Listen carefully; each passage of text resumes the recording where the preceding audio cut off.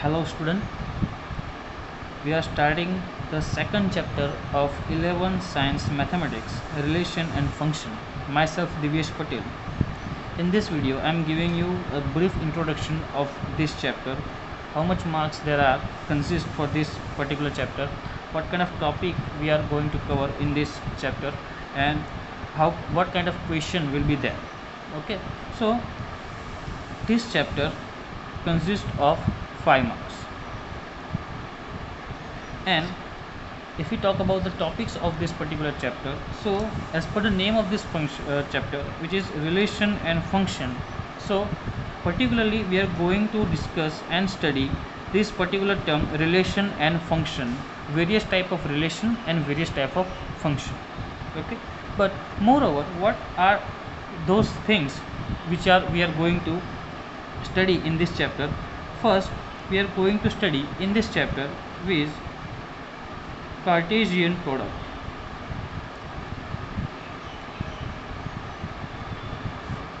Cartesian product. That means what is Cartesian product, how we define it, okay, how we can construct or how we can do the Cartesian product. Okay, after that we are going to study the relation. In relation we are going to study the types of relation.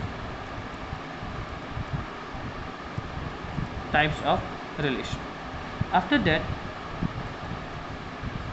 we are going to study the particular type of, I should say the special type of relation that we are going to call as a function. Afterwards, in function we are going to learn definition of the function, parts of a function,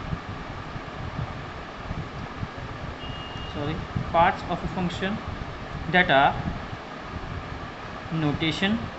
Notation is not a part, just I am saying what we are going to learn in this chapter. Notation. In function part we are going to study what is domain, what is range and codomain.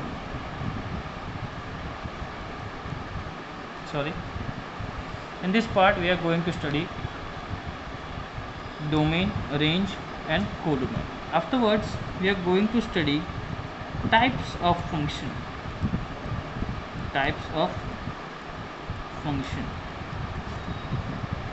In that particular part we are going to study graph of function of each type. We are going to study the graph of each function. Afterwards we are going to study how to find domain and range of the function, and this is the IMP part for this chapter. From this chapter this kind of question will be there in your examination, that for the given function find the domain and the range of the function. Okay, let's start with the Cartesian product.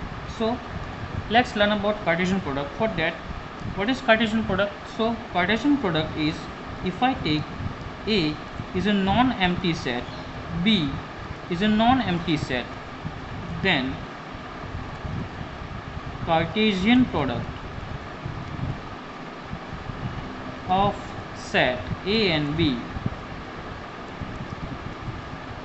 is defined as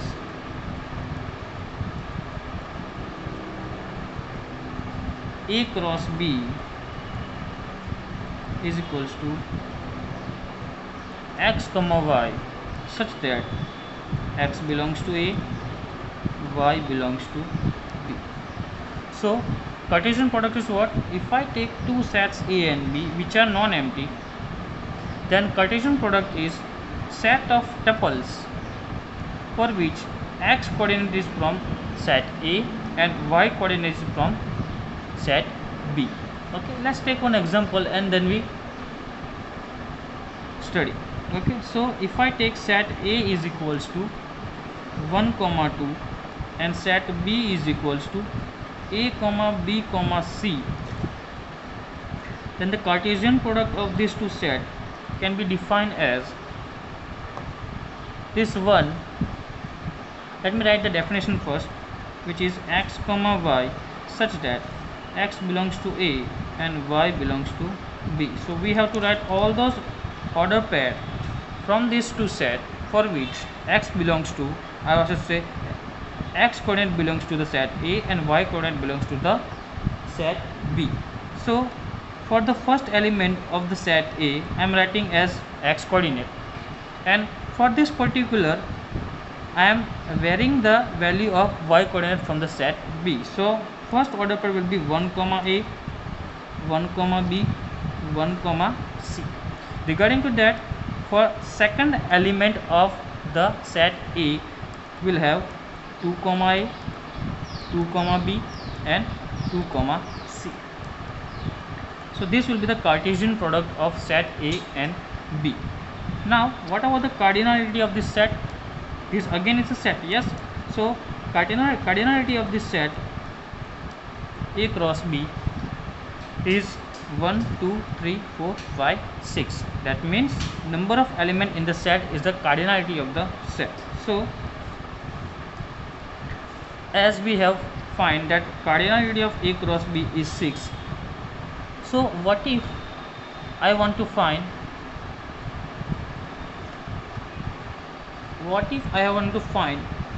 the cardinality of a set without constructing the A cross B? Okay, so that is formula to find number of element in A cross B. Number of element in A cross B is cardinality of A cross B. We define as n of A cross B is equals to number of element in A into number of element in B. See, in this question for set A there are 2 elements, so we are writing as 2, and for set B there are 3 elements, so we are writing n of B as 3, so we will get 6, which is same as over here 1, 2, 3, 4, 5, 6. Okay, so if we generalize this formula, what we will get? If number of element in set A is m and number of element in set B is n, then generally number of element in A cross B is equals to m into n. Okay, so one task, if I say a set having m element, and if I take set B as empty set, so what will be the Cartesian product of this? Cartesian product we define as a order pair. Okay, order pair, one have x coordinate and y coordinate. But if you see, as we are taking y coordinate from the B set and B does not have any element as it empty, so A cross B will again empty. So this is note for you that if you cross product, or we should say if you find the Cartesian product of two sets among which one is empty, then the Cartesian product of that two particular set is empty. I think this part is clear to you.